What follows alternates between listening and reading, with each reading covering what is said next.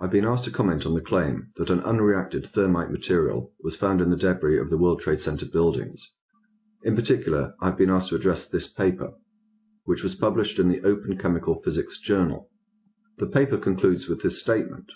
Based on these observations, we conclude that the red layer of the red-grey chips we discovered in the World Trade Center dust is active, unreacted, thermitic material, incorporating nanotechnology, and is a highly energetic pyrotechnic or explosive material. In order to understand the significance of what this paper is saying, I'll give a brief summary of thermite and thermate.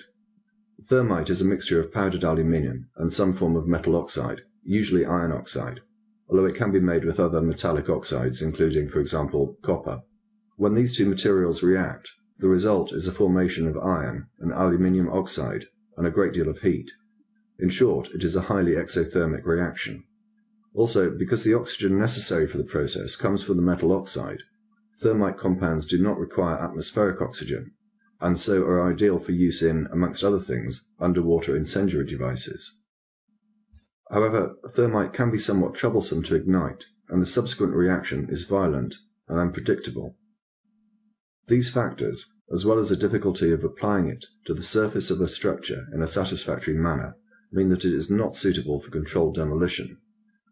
As far as I'm aware, thermite has never been used in a controlled demolition ever. Thermate is a variety of thermite, with the addition of small quantities of other substances, such as sulfur. These additional elements have the effect of increasing the heat output and also lowering the ignition point. Nanothermate is the same as thermate, but the particles are smaller. It has been suggested that this form of thermate can be contained in a gel and be formed or shaped in such a way that it could be used in a controlled demolition. That said, I am not aware of any thermatic material ever having been used in a controlled demolition. Back to the paper. Before going into detail of the paper, it's necessary to look at the authors and where the paper was published. In relation to the authors, you can easily do the research yourself. I'll mention just a few. Stephen Jones is a well-known 9/11 conspiracy theorist who has been publishing papers on the subject for 5 years or more. He also gives many lectures on the subject. Niels H. Harrit has a similar pedigree. Greg Roberts gave his address as Architects and Engineers for 9/11 Truth, a collection of 1,000 or so people from across the world who have joined together to encourage further investigations into 9/11 due to their belief that the original investigations were, in effect, a cover-up. One gives their address as International Center for 9/11 Studies. The website for that organization is somewhat lacking in detail, so I used the Contact Us function, and I did get a response. I'll come back to that later. Bearing in mind that the conclusion that they reach in this paper basically uncovers one of the greatest conspiracies the world has ever known. Where do they go in order to publicize their findings? The Open Chemical Physics Journal. This, it has to be said, is an interesting choice. And by interesting, I mean not only are the contents of the paper not appropriate for a journal purporting to cover that topic, but I also mean it in a totally and deliberately sarcastic way. The journal is nothing short of a joke. Despite having an editorial board of 90 or so people from throughout the world, in 2009, the journal published 4 papers. To give you some idea of how staggering this is, YouTube user Thunderfoot has published, on average, 4 papers a year. But perhaps what is more interesting is the account given by Philip Davies, a graduate student of Cornell University. This article appeared in the New Scientist in September of last year. I'll pick it up at the beginning of the second paragraph. Earlier this year, Davies started receiving unsolicited emails from Bentham Science Publishers, which publishes more than 200 open-access journals, which turn the conventional business model of academic publishing on its head by charging publication fees to the authors of research papers and then making the content available for free.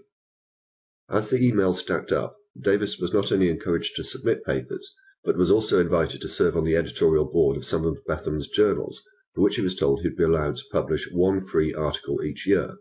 I received solicitations for journals for which I had no subject expertise at all, says Davies. It really painted a picture of vanity publishing. So Davis teamed up with Kent Anderson, a member of the publishing team at the New England Journal of Medicine, to put Bentham's editorial standards to the test. The pair turned to SCI-Gen, a program that generates nonsensical computer science papers, and submitted the resulting paper to the Open Information Science Journal, published by Bentham. The paper, entitled Deconstructing Access Points, made no sense whatsoever, as this sample reveals. In this section, we discuss existing research into black-red trees, vacuum tubes, and courseware.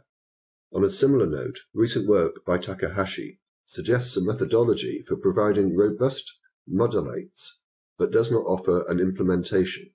Davis and Anderson, writing under the nom-de-plume David Phillips and Andrew Kent, also dropped a hefty hint of the hoax by giving their institutional affiliation as a Centre for Research in Applied Phonology, or CRAP. Yet 4 months after the article was submitted, David Phillips received an email from Sana Mokharam, Bentham's assistant manager of publishing. This is to inform you that your submitted article has been accepted for publication after peer reviewing process, the name of the publication. I would be highly grateful to you if you could please fill and sign the attached fee form and covering letter and send them back to me via email as soon as possible to avoid further delay in publication. The publication fee was $800 to be sent to a P.O. box in the United Arab Emirates. Having made his point, Davis withdrew the paper. I failed to mention earlier that Kevin Ryan and Frank Legg are joint editors, along with Stephen Jones, of the Journal for 9/11 Studies. So far, we have a collection of authors who appear to have a bias. Allegations of bias are something that Stephen Jones is familiar with. In his paper, Why Indeed Did the WTC Buildings Collapse?, he used this photograph, with the annotation, workers evidently peering into hot core under the WTC rubble. This photograph was doctored. This is the original, and the glow that you actually see is from a portable light used by the workmen as they searched through the rubble. Jones has also faced criticism for his analysis of Mayan archaeological evidence as supporting his belief that Jesus had in fact visited America. In any event, the authors then published the paper in an obscure journal with a dubious reputation for peer review. But it gets even better than that. The paper was published without the editor's knowledge. I've not been able to find out exactly how this happened, but it is clear that as a result of this paper's publication, the editor, Marie-Paul Pellini, resigned. A fuller record of the statements that she has made in relation to this matter are linked in the description. I'll just rely on these. They have printed the article without my permission, so when you wrote to me I did not know that the article had appeared. I cannot accept this, and therefore I have written to Bentham that I have resigned from all activities with them. She continued, I cannot accept that this topic is published in my journal. The article has nothing to do with physical chemistry or chemical physics, and I could well believe that there is a political viewpoint behind its publication. If anyone had asked me, I would say that the article should never have been published in this journal, period.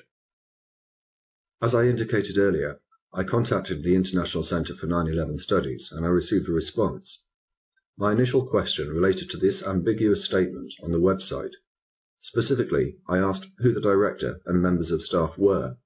I received a response from James Gawley, one of the authors of the paper, indicating that he was director.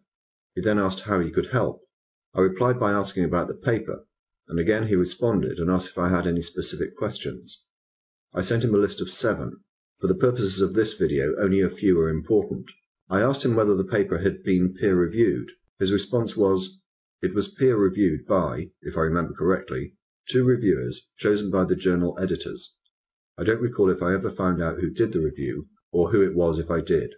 I asked about the editor's resignation. His response was, I didn't follow the resignation episode very well. I think I recall something about her saying something like, she didn't feel qualified to give her opinion on the paper's technical merits, which was a nonsense.